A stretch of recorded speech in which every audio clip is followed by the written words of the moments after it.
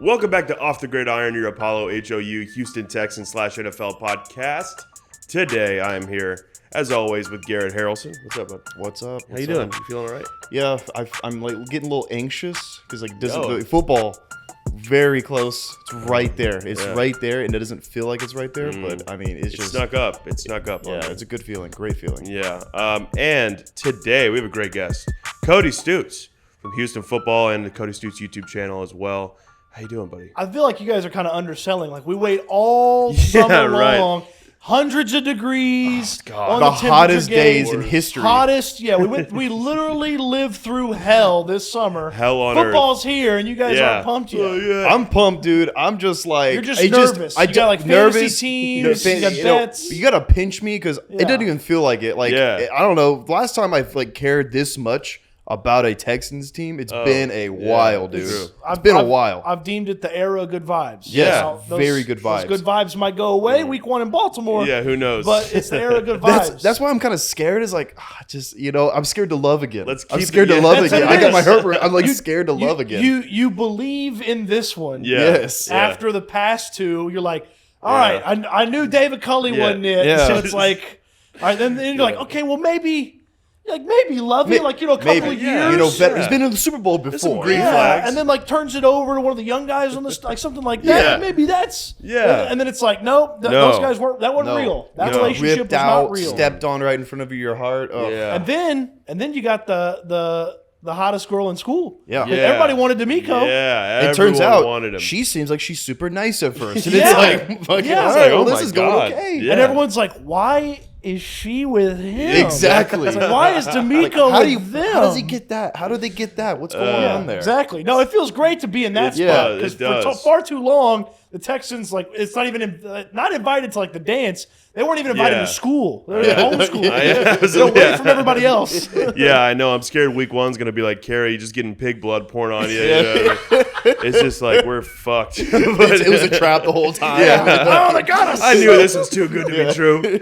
No, you're right. You're right. With hell on earth, but it's time. It's almost here. When you're seeing this, it is almost go time. I mean, it's almost a few hours out and it's ready to go. So but we're recording this Thursday. So tonight, though, there's real football. The Lions and the Chiefs play each other, so that'll be a good time. Should be fun. But the Texans and the Ravens is why we're all sitting here in this room. Week one, C.J. Stroud's first regular season game, D'Amico Ryans' first game as head coach against a really good team in Baltimore. So I want to get into the injury report in a second, but Cody, first off, talk about your expectations a little bit, or just kind of your thoughts going into this game. So my expectations are actually a little bit higher for this Texans team than probably when training camp got going. Just seeing some of the stuff that you saw at training camp, seeing some of the veterans play as well as they have. Yeah. It feels like they've got real depth. It feels like they've got a real floor about the offense and the defense. So I feel pretty good about that. And I thought this defense could be, mid-20s, top, 20, 21, 22. Right. The potential for this defense is top half of the league, which is a huge improvement over what we've watched the past few seasons. Absolutely. So the potential for the defense is top half of the league. So I feel really good about that. And then with this offense, man, I like Bobby Slowick a lot. He seems like he's got it together. He seems like he's just another one of those guys from that Shanahan tree where they understand there's a nice floor to what we do that we're going to be capable of doing every week. It's like, I kind of throw out the past 2 years from offense because it was Tim Kelly building an offense for Deshaun Watson, then you don't have Deshaun Watson. Right. And then it was Pep Hamilton. But I think about those O'Brien years, and the floor was so low on game day where it's like, my God, they could just not move the ball. Yeah. And I don't believe that's the case with what Slowick and this type of offense is going to do. So my expectations are higher for this team than I would have thought they were going to be week one. Absolutely. You bring up a great point about Slowick, having a Shanahan type of offense back here in Houston. It feels super nice. We're not trying to get fancy. That Shanahan, Bill O'Brien brought a bunch of weird shit compared to what Gary Kubiak had implemented. I remember it was just such a different, it was night and day. Yeah. Having that efficient, run heavy, bootleg play action offense back, it's going to be nice, especially with CJ Stroud, which he he can adapt to that very well. Yeah, I think Pierce is also going to thrive in this offense as well. Yeah. You were at the press conference today. Slowick spoke, right? Mm-hmm. What stood out from him today? So what was really intriguing to me about Slowick is, and they've been the team as a whole has been pretty, and we can prepare as much as we want. The expectations and the results all go away when you play a game. Right. Like what happens in the game is what matters. Like that shows you how ready you were or how ready you weren't. Cool. And so I kind of asked Bobby Slowick, I was like, the game and the results show you how ready you are. But are you happy with C.J. Stroud's preparation to this point? Right. And he gushed about Stroud. And he's like, look, the prep is elite. He's fantastic. He's maniacal. He started at a really good level. Right. And then even in just a handful of practices, while we're game planning, getting ready for Baltimore, he's gotten even better. And it's okay, the floor is really high for CJ. Yeah. Higher than some of these other quarterback prospects. The ceiling for Anthony Richardson might be really high. The floor is really low. The floor is too. low. The floor doesn't exist for Will Levis because he may not get on the field. Exactly. So the floor seems really high for CJ Stroud, and then it's you keep hearing these things. He keeps building, and it's day after day at training camp, and then it's the 3 preseason games and the improvements in those, and it's man, he just keeps putting steps in front of steps, and it's one of those corny cliche things where it's one day at a time, one step at a time. That matters when you actually see those steps. Right. Exactly. Bill O'Brien would say it all the time, and it's well, you're taking 15 steps back, Bill. It's just one step at a time crap. You've got to keep from going backwards. Right. So when you see it implemented, it's not a cliche. And I actually had this conversation with JJ one time back in the day. It's not really a cliche if you actually live it and do it. Right. And it's so that day by day, step by step, build on each day that Stroud has done. That's a cliche thing to say. Well, it's not a cliche if that's your operation. And that's what it's been so far for this team, which is really exciting. Yeah. It's exciting to hear, man. It's exciting to hear. Well, that's all we say it all the time, but it's all you can ask from a quarterback, especially. Just get better, a rookie quarterback. And you mentioned these expectations. CJ and Bryce Young, obviously, are always going to have these higher expectations. And even in Anthony Richardson only taking 2 picks later after Stroud, but coming out, people were really questioning his arm. Can he throw it? Is he accurate? CJ is a guy who we know can be accurate. We know what he can do. We know what he did at Ohio State. Arm talent is there. You've seen it before. Exactly. So there's a lot of pressure on him, and he'll say he doesn't feel the pressure, but everyone's going to feel that pressure, of course. There's a lot of pressure on him to come out, and honestly, look, I don't need him to come out against the Ravens and just be an immediate dog. But if he comes out and he throws a lot of picks and he just doesn't look comfortable, it's going to get a lot of people worried, even though maybe that's too quick to jump on that gun. Way too quick. Good team. You're throwing him out there to the wolves. Let him learn. Let the fire engulf him. Yeah. Let him throw 3 picks, dude. It's fine. I don't get worried about mistakes until you can't fix those mistakes. Exactly. Yes. And putting the season into sections is going to be important too. Hey, how does Stroud look in this first quarter of the season, first 4 games? Okay, is he not able to beat a certain style of defense? Later in the season, can he then beat that defense? Does he make the wrong read and the wrong throw on this play? Well, 3 weeks later when you're running against a different team, does he make the right throw and the right read? Right. It's those are the things, I think it breaks down into 2 things. One is just the straight up counting stats. Interceptions, touchdowns, yards, how the team does, things like that, wins. The counting, and then the other is just kind of feel. Right, the intangibles. Does it look good each week? Mm-hmm. How do you feel coming out of a game? Because with a rookie quarterback, you can lose a bunch of games and then still come out of the game being all right, we got something. Exactly. QB spot. I feel a groove coming. Yeah, there's something here. He goes to Baltimore, they lose by 7. Yeah. Because the final drive, they came up a little bit short on the final drive to tie the game. It's a good way to It's a bummer that they didn't tie the game, but you lose to Baltimore week 1 on the road by 7 points. I'm not moral victory guy. I'm not playing. It's something to build on, though. But it's a good starting spot. Yes. It's reminiscent of Deshaun's rookie year, right? So he comes out against the Patriots, looks amazing. But we lose. Seahawks. We lose that game. But these are close games, and he was playing extremely well. Yeah. And so you're like, well, look, we're losing these games, but he's a rookie and already doing this. What's next? Yeah. Obviously, we know how that fucking played out, but we'll see. After adjustment, if anyone was doing that, just make some adjustments. Yeah, right. And you have a special player. You have a special leader, at the helm. Yeah. Something that's interesting that I didn't really see it coming, honestly, is they made him a team captain. Yeah. And that tells you something right there is making your rookie quarterback the team captain. That's pretty good. I have high expectations for CJ Stroud, the football player. Here's what I can tell you already. As a human being, he seems like a high-level dude. Yeah, Seems absolutely. like a great guy. He still has like that. It's funny you brought up Deshaun. Deshaun, when he came in, had that.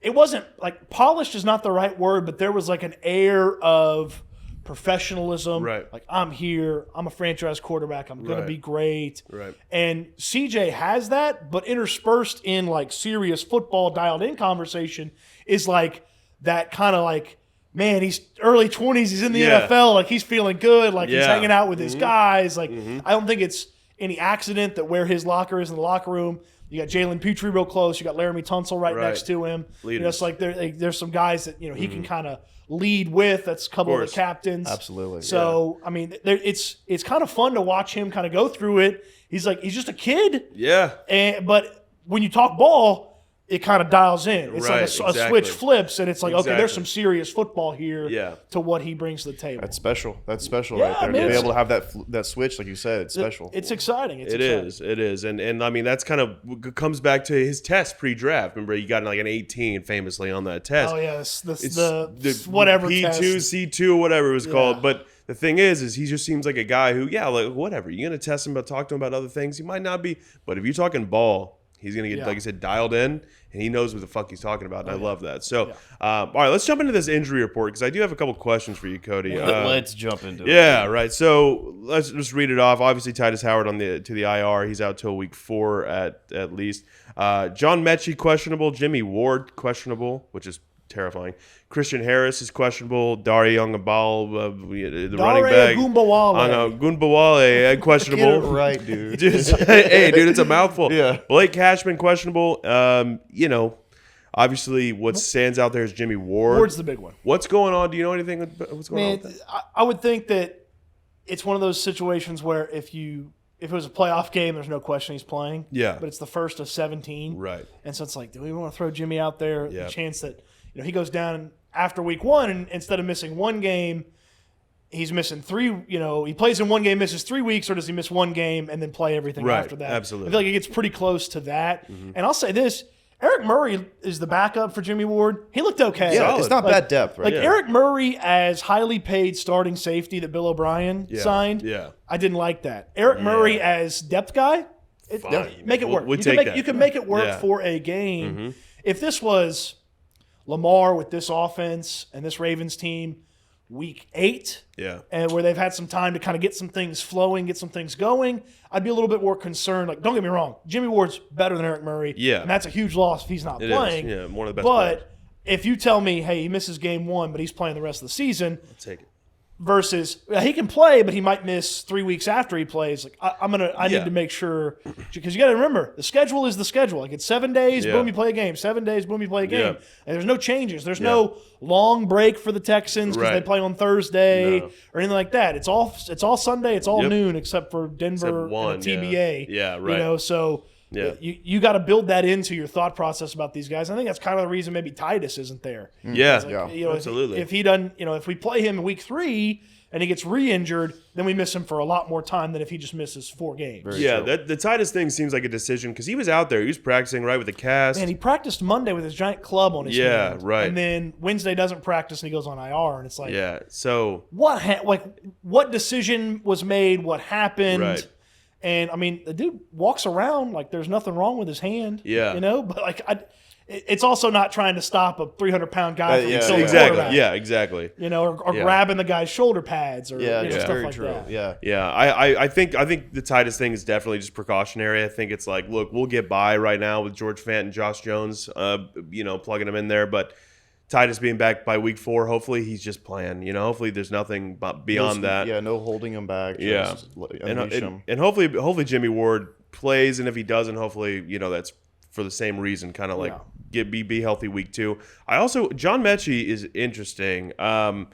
You hear obviously he's been through a whole lot. His rookie season got thrown for a loop. It's going to take a while for him to get back to football form. But what are you hearing anything about Mechie beyond just him just getting ready? I think there's 4 wide receivers they trust, and then there's 2 guys that are still kind of finding their way. Yeah, right. So they trust Woods, they trust Collins, they trust Dell. They trust Brown. Yeah. And then Mechie and Xavier Hutchinson are just kind of finding their way. Right. Just trying to figure it out, trying to find their way. Like, I was wondering if maybe they could work Mechie in from a special teams perspective initially, if they're not putting him out there at the wide receiver, but that didn't go very well in training camp from a punt return, kick return standpoint. So it's just going to take time. And I thought Caserio, when he talked a little while ago about this, was like, look, we're supporting John. Like, he hadn't played football in 18 months. At some point, you have to see some sort of football success out of him, and it's not just the story that has the player here; it's the football that has the player here. Absolutely, it's like so. I think it's a nice balance of like, hey, he hadn't played football in a long time.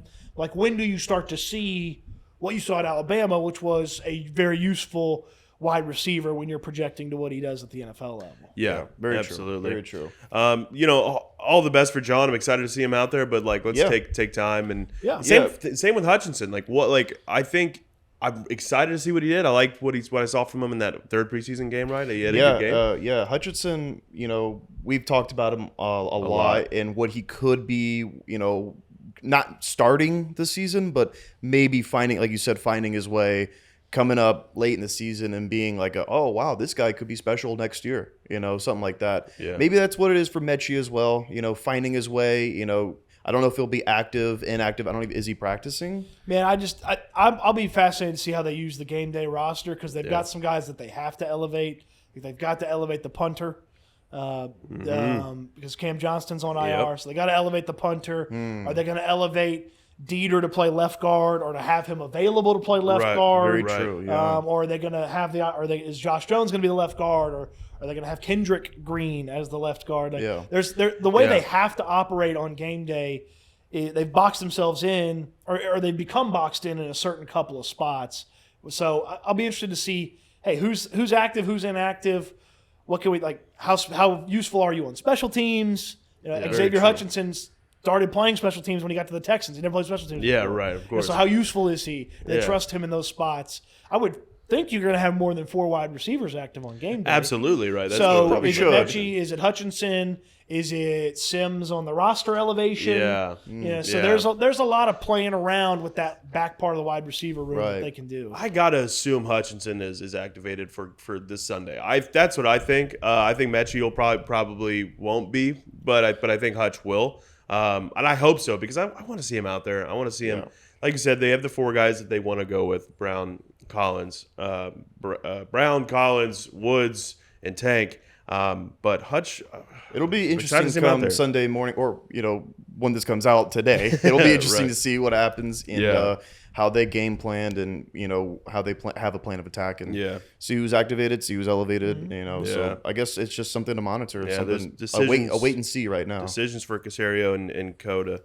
Let's move on. I want to talk about Lamar Jackson a little bit because Lamar Jackson's such a wild card. It's weird. He's a rich man. He's a very rich man now. And he's also such a wild card, right? Because obviously he's had a lot of success in the league, and he's had some down years. Like last year, played 12 games, was injured, injury. Could he come back? People thought maybe he didn't want to play because of his contract, which I don't blame him.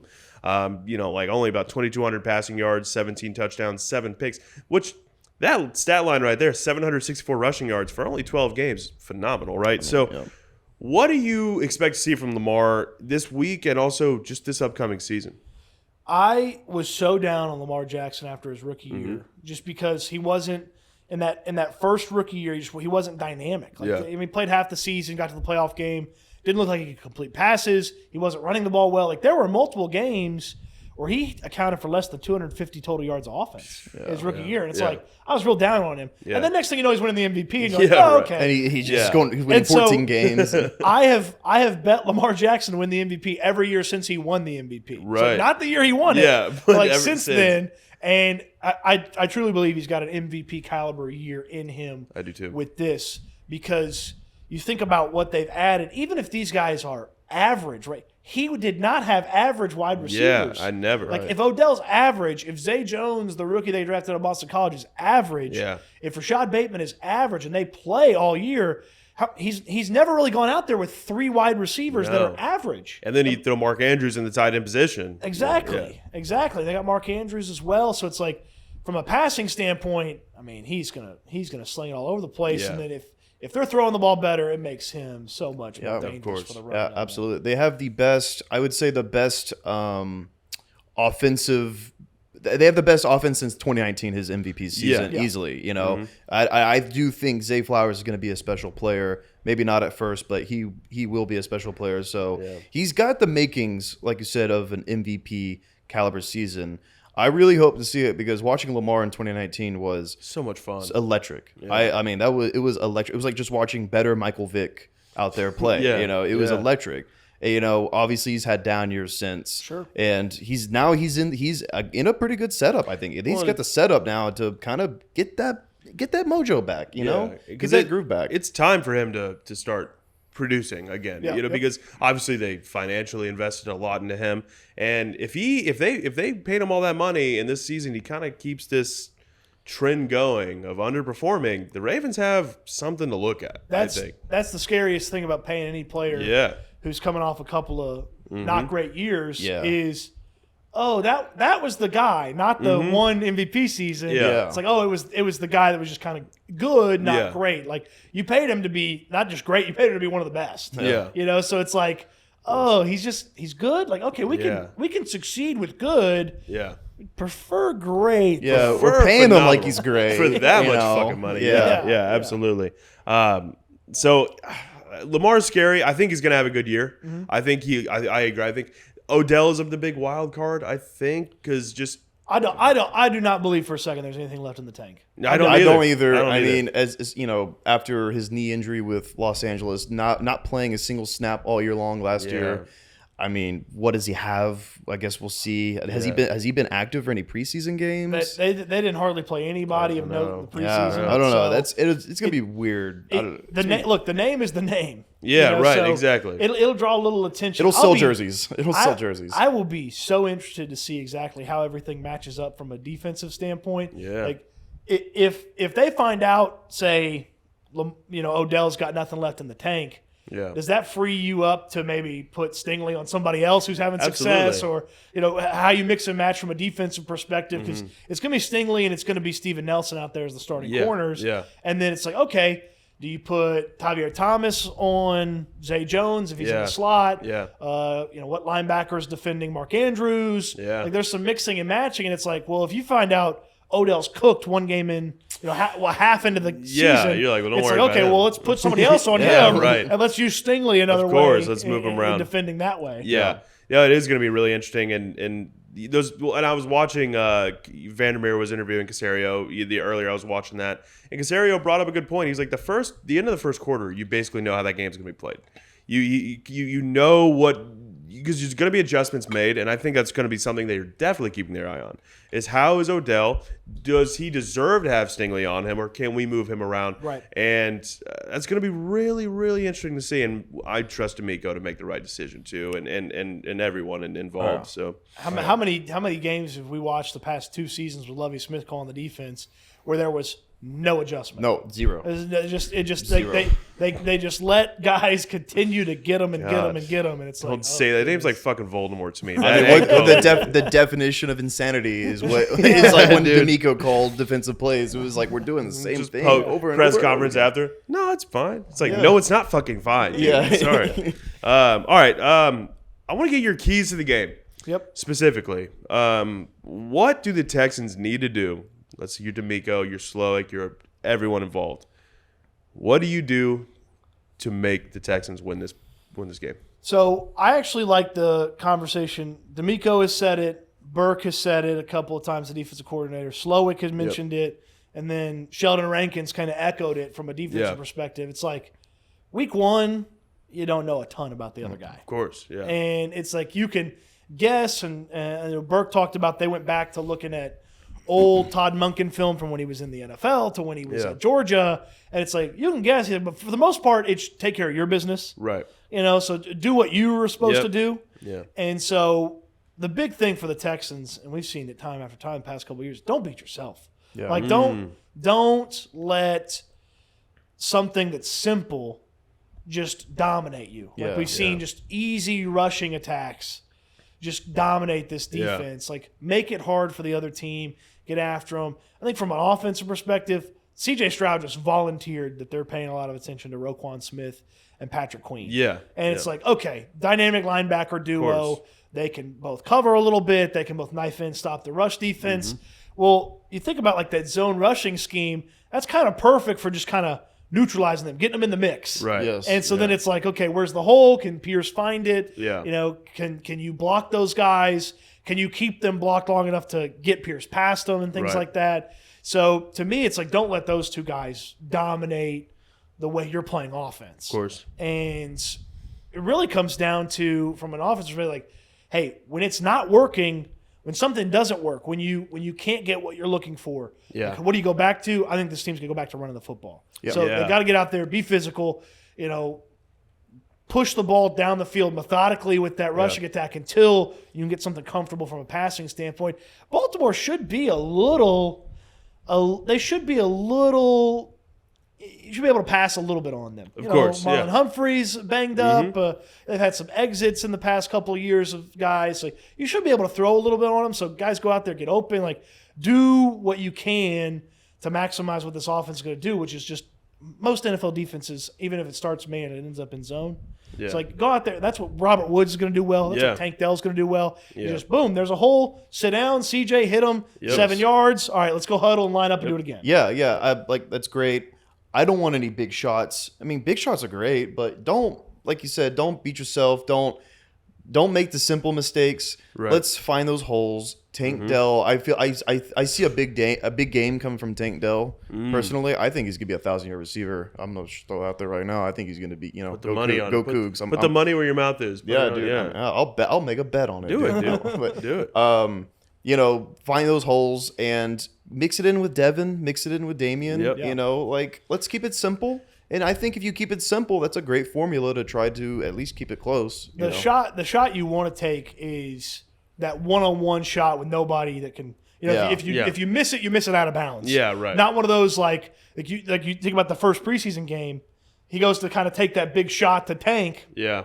20 yards down the field, he never sees the safety guy comes in there. Yeah. But the play that they love to set them up, and they've set it up a ton in training camp, is that Nico Collins down the sideline where there's no safety. They've run the offense to where that safety's not paying attention. Yep. It's a corner and Nico streaking down the field, and it's like you hit it or you miss it, and if you miss it, it's only an incomplete. Yeah, that's the deep shot, the safe deep shot. Yeah. They ran that well against the Saints in the third preseason game. Obviously it was a great play by the defender. Nico didn't come down with it. Throws his arm back. Yeah. It was a great play though. I mean, it was right in the bucket. So Yeah, I expect the throw to see was some of that phenomenal. for sure. Yeah, and I think the key is just like, and you mentioned Singletary too, because obviously people would talk about Pierce setting the tone with the run. Pierce is a player the Ravens are going to be worried about. Maybe the player they're most worried about on this Texans offense, other than maybe Stroud. But get Singletary in there and make them know that we're going to run the ball down their fucking throat until we stop, until they make them stop. Should be the key. That should be the formula. Just And run then the fucking ball. and then when you set that tone, then that'll open things up for CJ and the receivers to make some bigger plays, right? Well, you think about a Ravens offense, it's new, maybe going to throw a little bit more. Okay, let's say you put together a 4 or 5 minute drive, even if it ends in a field goal. Yeah.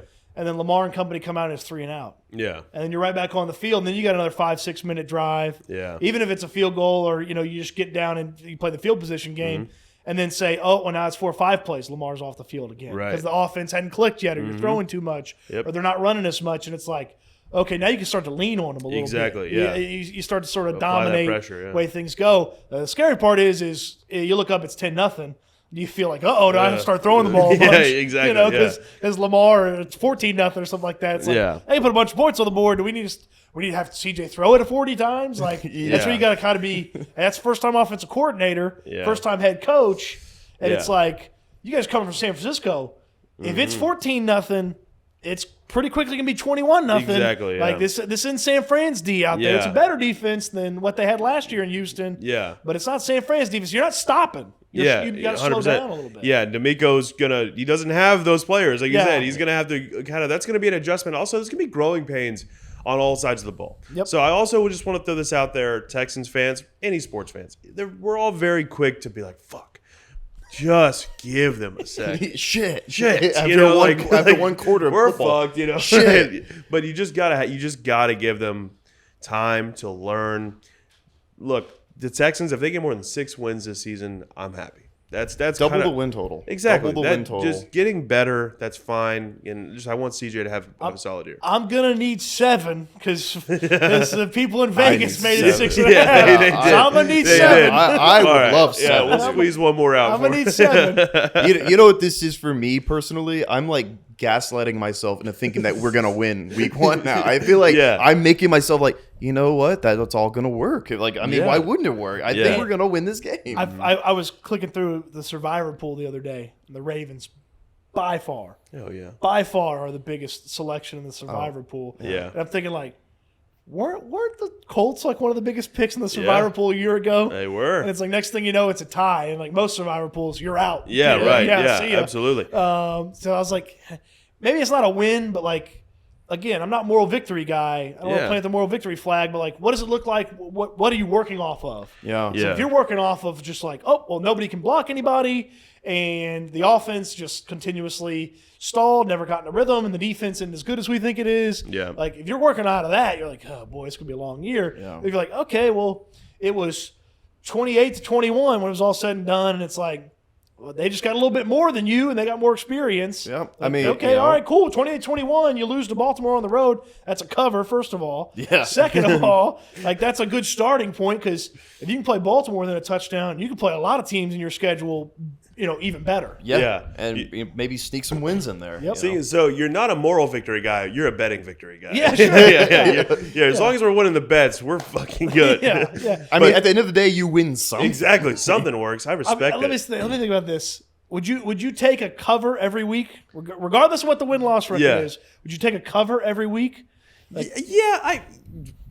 As long as CJ's playing well, yeah. Okay. I gotta see my boy play. Absolutely. I mean, think about some of these, like some of the teams that you're playing. Like, Yeah. you cut. There's not gonna be huge numbers, but there's gonna be some big numbers mixed in there every now and then. But like, you covered every week, you're gonna be the favorite against what? Arizona. You'd be the favorite against Tampa. Yeah. But hey, you're going to lose some of those, even though you cover. But like, of course, yeah. You cover every game. Like, it'd be pretty close. It'd be a pretty solid season. It wouldn't be the Yeah. best, but you'd be sitting there like, what do you need to get over the hump next year? Yeah, right. Yeah, exactly. With a little more money in my pocket. But the thing is, also CJ playing well is just kind of my thing for everything, because that's the key to this season, in my opinion. D'Amico obviously is a big key to it as well.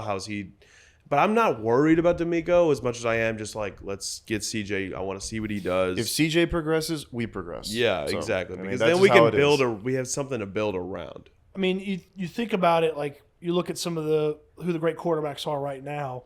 It's like for the most part, those guys have that coach that's going to be with them for the while. Yeah. Like Mahomes and Reed, Yep. Allen and what they've got in Buffalo and sort of Yep. the cohesion they've had with the coach and the front office and all that kind of stuff. Like most of the time, if you make that a big investment, you got that young guy. He turns out to be pretty good. Yeah. You've got probably 6, 7, 8 years worth of that coach and that quarterback. And then the other 52 spots inherently are going to turn over. Yeah. Quarterbacks can last for a decade. Like the only guy that could maybe play another decade on this team is probably Tunsil if he wanted to. Yeah, right. You know, but like Damian Pearson playing another decade. No, no, not Robert at all. Wood, like all these guys, they're not playing another Yeah, decade with this exactly. organization. Like the quarterback can. So it's like, I kind of want to find out how many years I have. Like I want to get through the first year, but I also want to like have fun in the first year. Yeah, too. no, absolutely. I love that point about the quarterback coach duo just sticking together too, because you think about Sirianni and Hurts is a Zach Taylor and Joe Burrow are kind of like that. Yep. Like that relationship is very sacred. Well, and then you see how it goes sideways real fast with Arizona. Yeah, exactly. Kyler Murray and Cliff. And Cliff's not even in the NFL now. No. And then- Kyler may not even be the quarterback. Yeah, there and this they're year. like potentially tanking for Yeah. Caleb or Yep. something. Like Yeah. that whole thing is a shit show. you know? Yeah. No, it's very true. And I just want that relationship to be good, and I just want to see CJ progress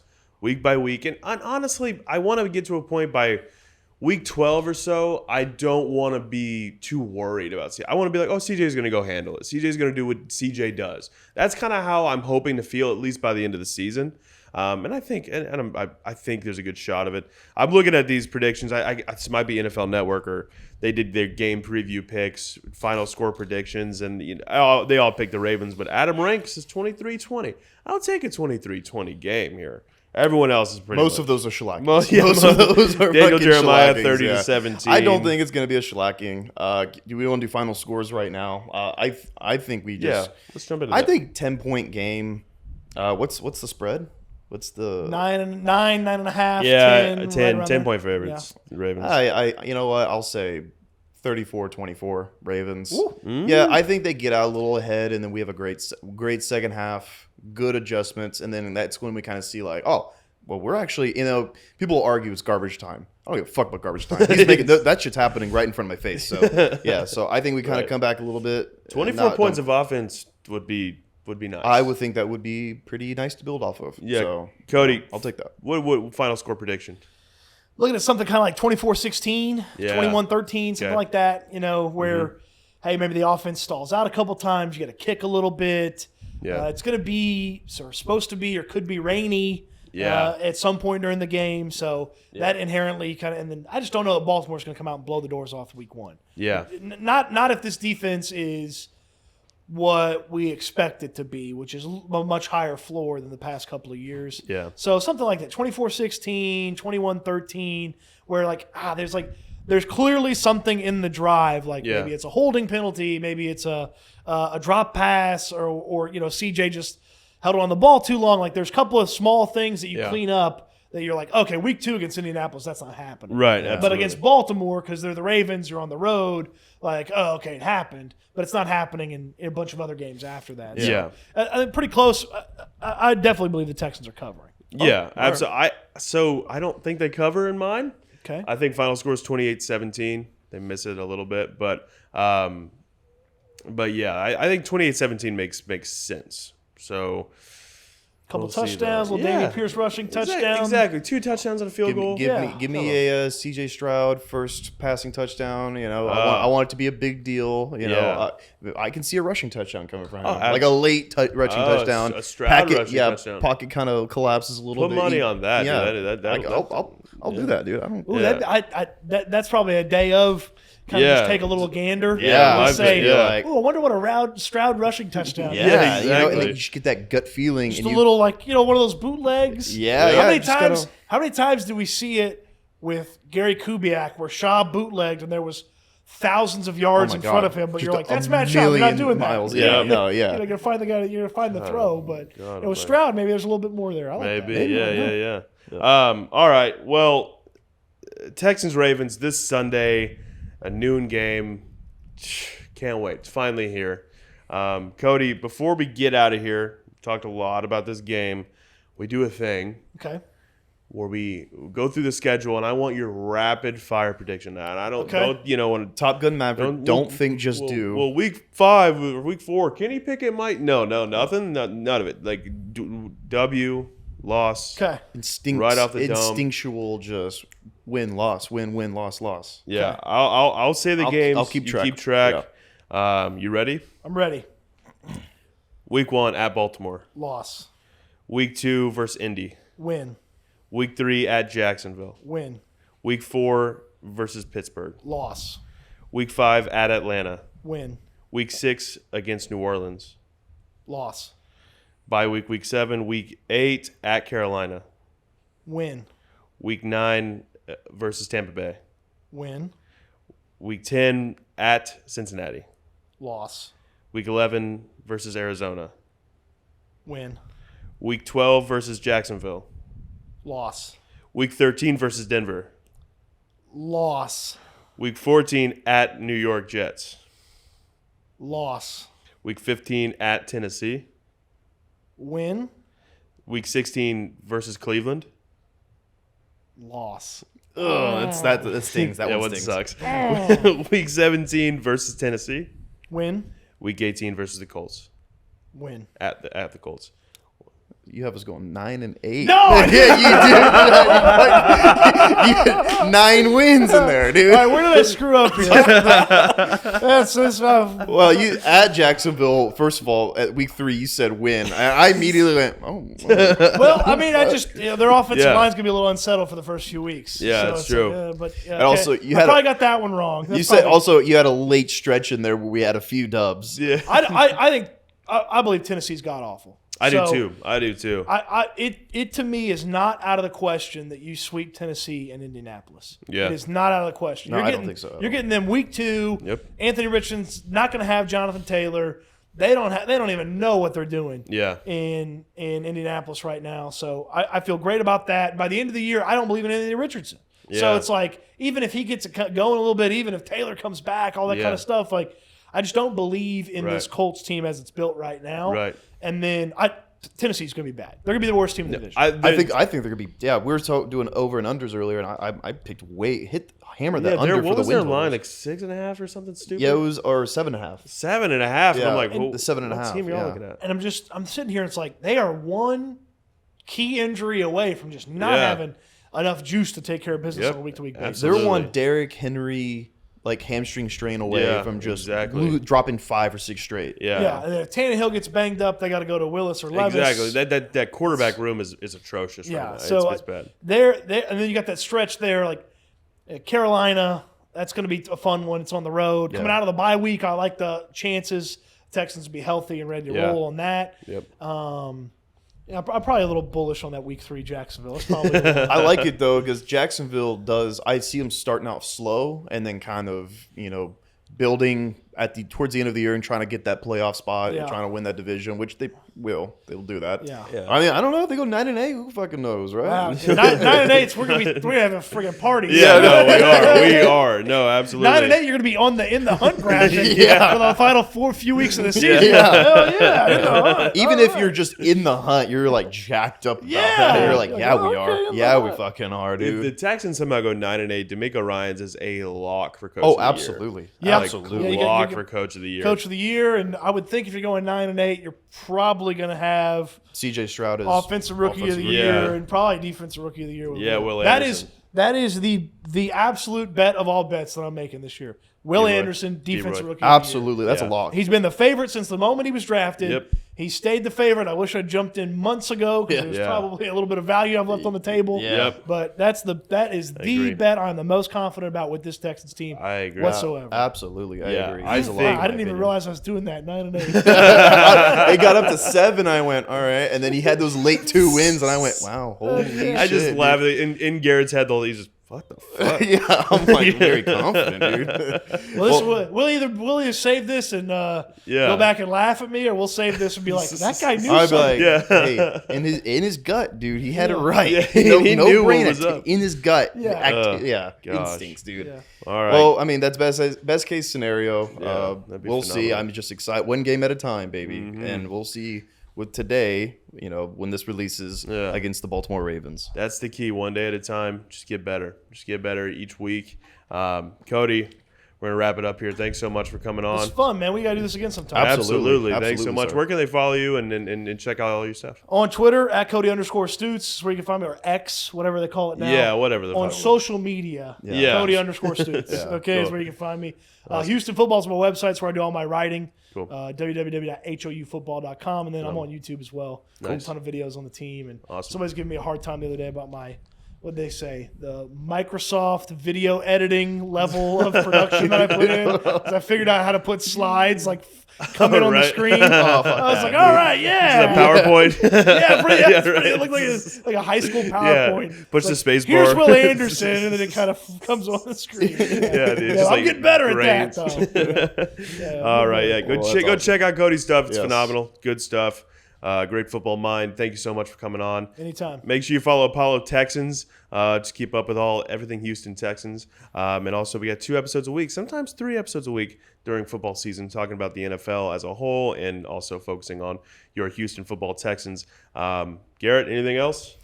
Just watch Texans football. Watch football. Yeah, watch Just football. Go watch football. And It's fucking here, dude. Watch it. And also, who we'll see who wins tonight. Who do you got winning tonight? Lions or Chiefs? Chiefs. Yeah? Yeah. Mahomes is my guy. Oh, yeah? Texas Tech. Oh, I see. There you go. You went to Tech? I went to Tech, yeah. I was in on Mahomes super early on. We've known each other since junior year. Yeah, and junior I high bust in school. one day in the classroom and I went, Mahomes, our next 3rd round pick, gem. And then immediately the year after that shoots up to a 1st round pick and then just becomes that guy. Yeah. Fun. I don't know exactly how it gets out there, but that was always after Deshaun was in Houston. Yeah. Somehow, some way, it made its way through the rumor mill that, Bill O'Brien always thought that Mahomes was a little bit better. Yeah, I heard that too. It's like, okay, sure, Yeah, right, Bill, right. sure, whatever you say. Yeah. I like make myself believe that just so I can like be mad about it. I'm like, I'm gonna be like, yeah. Well, we're Bill O'Brien apologists over here, is what we are. We think. All right, well, this has been fun, guys. All right, man. Until next time. Thanks so much for watching. Make sure you leave a like and subscribe, all that good stuff, and we'll see you later.